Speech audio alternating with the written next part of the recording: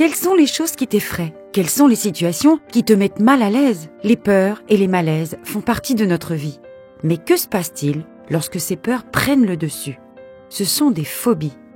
On peut tous avoir peur de quelque chose, même nos magiciens bien-aimés de Harry Potter, mais nous y reviendrons plus tard.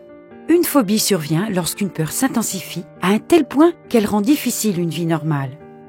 Toute exposition à la cause de cette peur intense déclenche une réaction d'anxiété extrême, y compris des symptômes tels que l'essoufflement, l'évanouissement et les vertiges. C'est pourquoi la personne atteinte de phobie essaiera d'éviter ces situations par tous les moyens. Cela dit, voici 9 phobies courantes qui sont plus fréquentes que tu ne le penses. Numéro 1. L'hématophobie, la peur du sang. Tu es un peu dégoûté quand tu vois du sang?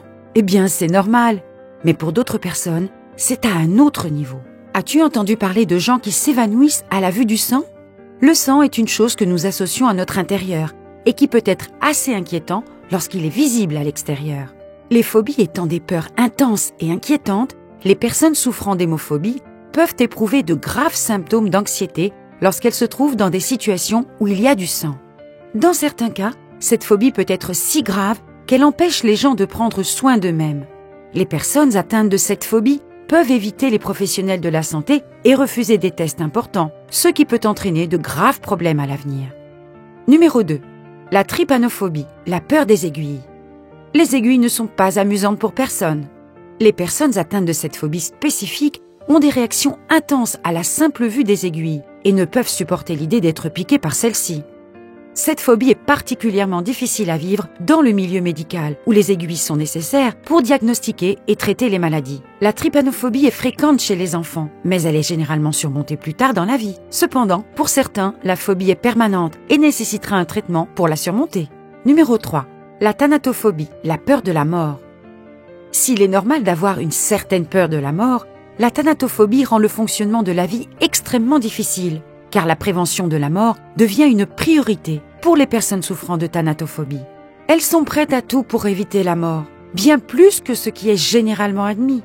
Les thanatophobes deviennent incapables de quitter la maison ou de participer à des activités de routine en raison d'une peur irrationnelle qu'il leur arrive quelque chose. Numéro 4. L'athasagoraphobie, la peur d'oublier ou d'être oublié.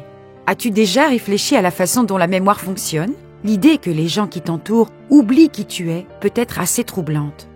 De même, l'idée que tu puisses oublier des personnes et des événements de ta vie est également effrayante. Dans le cas de l'athasagoraphobie, ces peurs sont amplifiées. Les personnes âgées ou celles ayant des antécédents familiaux de démence d'Alzheimer ou de maladies similaires liées à la perte de mémoire peuvent souffrir de cette phobie.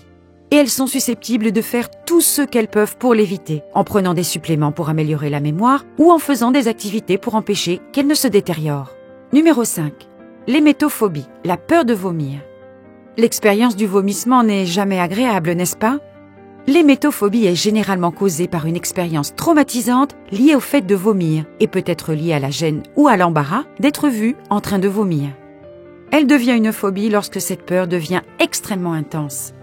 Les personnes souffrant de cette phobie spécifique peuvent se retrouver à vérifier constamment la qualité de leur nourriture, à éviter de manger dans des endroits peu familiers, tout pour éviter de vomir.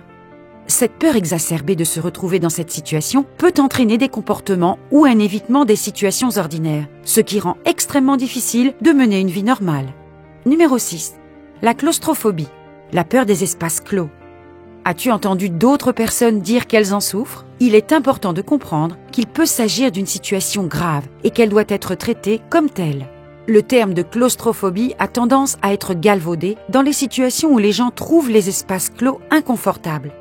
Mais la claustrophobie est bien plus grave qu'une simple aversion, et c'est une phobie qui nuit gravement à la vie d'une personne. Les personnes atteintes de cette phobie se donnent beaucoup de mal pour éviter à tout prix les espaces clos. Et les procédures médicales, telles que les scanners IRM, qui peuvent être carrément horribles, ce qui pousse les personnes atteintes à éviter les rendez-vous et les traitements. De même, certaines personnes éprouvent des difficultés à monter dans une voiture, même avec les fenêtres baissées, en raison du manque d'espace. Numéro 7. L'arachnophobie, la peur des araignées. Suivez l'araignée, disait-on dans Harry Potter. Mais es-tu d'accord avec Ron Weasley qui disait « Pourquoi faut-il toujours que ce soit des araignées ?» Les araignées ne sont pas toujours les créatures les plus appréciées. Leurs jambes dégingandées et leur corps potelé peuvent surprendre tout le monde lorsqu'elles apparaissent dans des endroits inattendus. La plupart des gens savent qu'elles ont probablement des araignées chez eux et qu'elles ne sont pas si dangereuses que ça. D'autres, en revanche, ne peuvent concevoir de vivre dans un endroit où une araignée pourrait se cacher. Pour certains, la simple pensée des araignées peut suffire à déclencher une réaction. Comme lorsque tu sais qu'il y a une tarentule géante quelque part dans la forêt interdite. Pauvre Ron! Numéro 8. L'autophobie. La peur d'être seul. Aimes-tu passer du temps seul? Pour de nombreuses personnes, la solitude est un sentiment inconfortable. Normalement, tout le monde aime avoir d'autres personnes dans sa vie avec qui partager des expériences. Cependant, pour certains, l'idée d'être seul est terrifiante. Les personnes atteintes de cette phobie recherchent activement d'autres personnes et ressentent une immense détresse émotionnelle si elles restent seules. Et cela peut se produire même dans des situations où la présence d'autres personnes est déraisonnable. Et numéro 9, l'agarophobie. La peur des situations sans échappatoire. La maison est là où est le cœur, non? Mais parfois, l'idée même de quitter la maison peut provoquer un immense stress. L'agarophobie est le plus souvent associée aux personnes qui ont peur de quitter leur domicile. Mais elle est en fait beaucoup plus complexe que cela. Les situations auxquelles une personne est exposée à l'extérieur sont nombreuses et incontrôlables pour elle. Les personnes atteintes de cette phobie craignent les situations sur lesquelles elles n'ont aucun contrôle et dont il est difficile de s'échapper. Par exemple, elles évitent les transports en commun, les endroits où elles se rendent seules ou les grands espaces ouverts avec beaucoup de monde. L'incertitude et l'aliénation causées par cette phobie peuvent être accablantes. Il est donc difficile de mener une vie normale. Lorsque les peurs rendent activement difficile la vie et le maintien d'une vie fonctionnelle, elles sont devenues une phobie. Ces troubles nécessitent généralement un traitement pour s'améliorer. Et il n'y a pas de honte à craindre ce que les autres n'aiment tout simplement pas. Il n'est pas judicieux de refuser de vivre pleinement sa vie simplement pour éviter d'être étiqueté par les autres. Donc, si tu as des problèmes, n'hésite pas à consulter un professionnel de la santé mentale pour obtenir des conseils. Entrer en contact avec la bonne personne est un excellent premier pas pour surmonter tes craintes.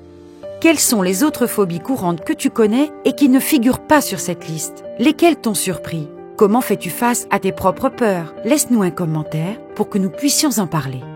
Partage cette vidéo si tu l'as aimée, n'oublie pas de t'abonner à la chaîne et assure-toi de liker pour que nous puissions mettre en ligne de nouveaux contenus. Et comme toujours, merci de nous avoir regardés.